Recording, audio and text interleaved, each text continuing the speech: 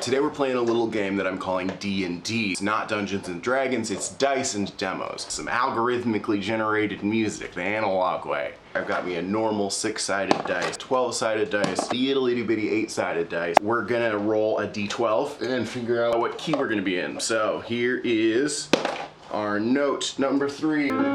D, we love that. D6 to decide what mode of the scale we're gonna do.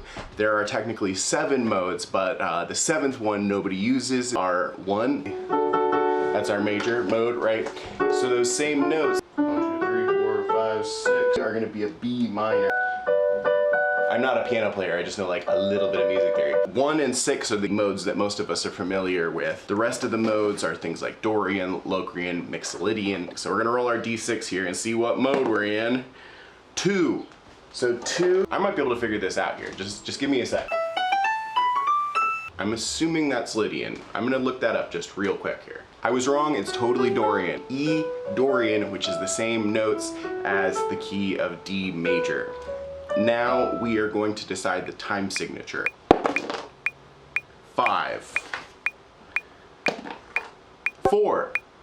5/4 is an unusual time signature, but not unheard of. So that's actually something that I think that I can work with. The next thing to do is to figure out the chord progression. So I'm gonna roll the D8 again. Okay, 4. We're gonna roll our first chord. Chord number 1. It's gonna be a D. D major chord. So our second chord is gonna be H, so that is our root note. So that's gonna be an E minor. Our 4, so that's usually a good thing. So then we have an A major chord. Cool. Here's our last chord, so another D major chord. I have a couple of different synths set up on my MIDI right now, and I'm just gonna set up one pad to kind of hold the chords, and then an ARP. First we gotta change our time signature to 5/4. There's our D chord done. There's our E chord, or E minor. Go down to our A major. Now that we have our scale, mode, time signature, and chord progression, I'm gonna lay down a drum beat. I've never written a groove in 5/4 before, so just real quick, I'm gonna watch some YouTube tutorials. This is the first groove you should learn if you want to start playing in 5/4. 1, 2, 3, and 4.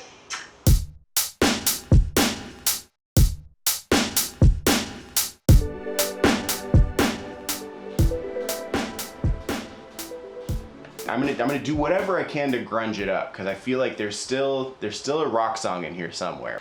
So one risk that we run anytime that we're writing in modes, your ear is just so used to hearing major or minor that you really want to emphasize the bits of the mode that you're working in that are different from that.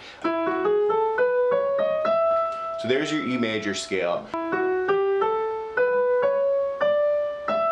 And you can hear how it's got little bits of minor, it's got little bits of major. So those are the notes I'm gonna be trying to pick out as I work on laying down my guitar lines, my bass lines. We got a little bit of a pure imagination thing we could do. That could be cool. So this is cheating, but when you're having trouble feeling something out time signature wise on your instrument, there's no rule against a little good old fashioned scatting. That's all you can really hope for. Life is one good loop.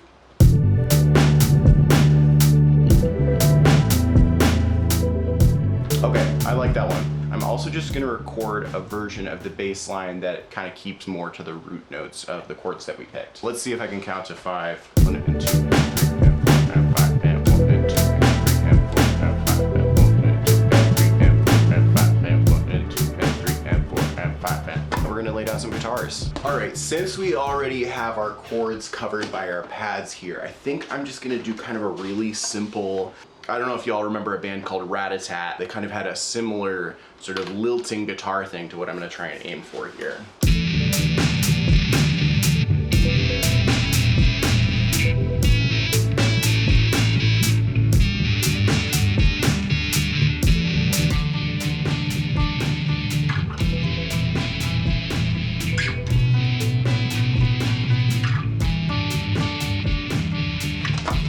And again, just to give ourselves options, I am just gonna lay down some like rock and roll bar chords on this.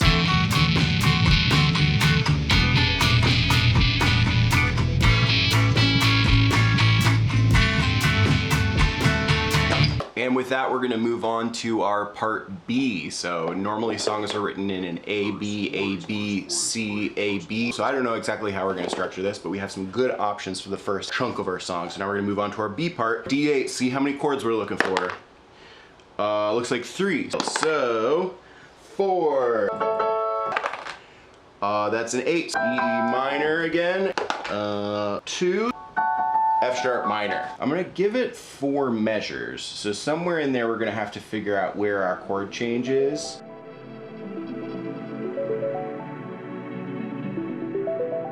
We're gonna go back to the E minor thing to really just show off that it's like, now we're in E Dorian. All right, next up, groove number 2.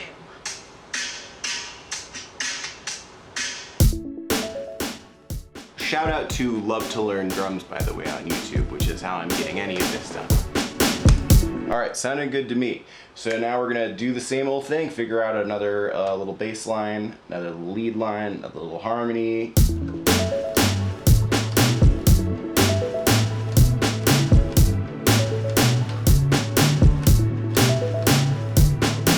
Yeah, I love that. Let's get our guitar. That bass line gave me an idea for, I think, what I want to do, just following along with the beat and kind of building out a sort of harmonic pattern that's just like on a da da da da da da da da da da da da. I'm so used to 4-man, it's really hard. 1, 2, 3, 4, 5.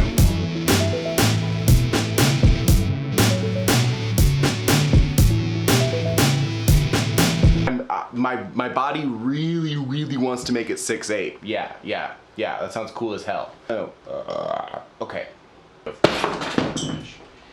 Oh boy, Steven. So, 2, 3, 4, 5. 1 and 2 and 3 and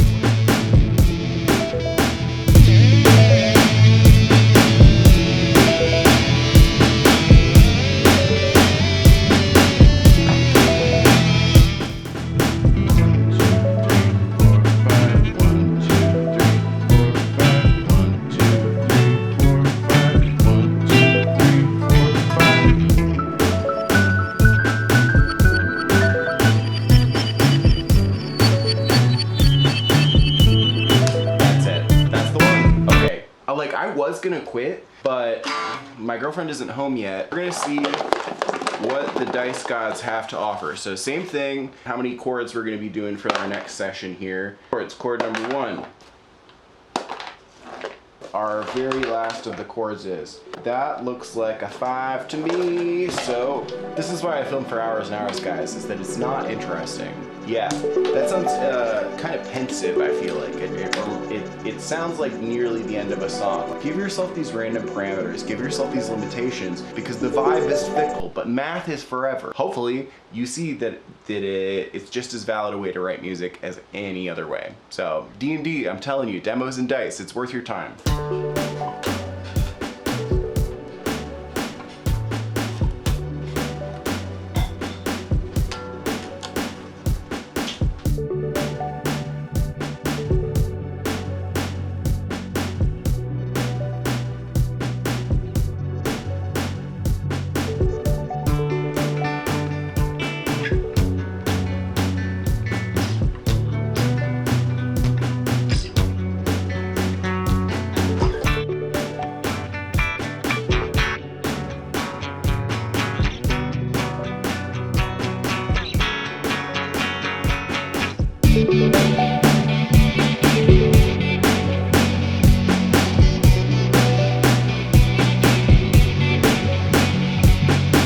This is all solid stuff. There's nothing wrong with what we've been up to tonight. You find it on steveandersonmedia.com. That's my website. There's a pop-up that'll pop up that'll have you join my email list.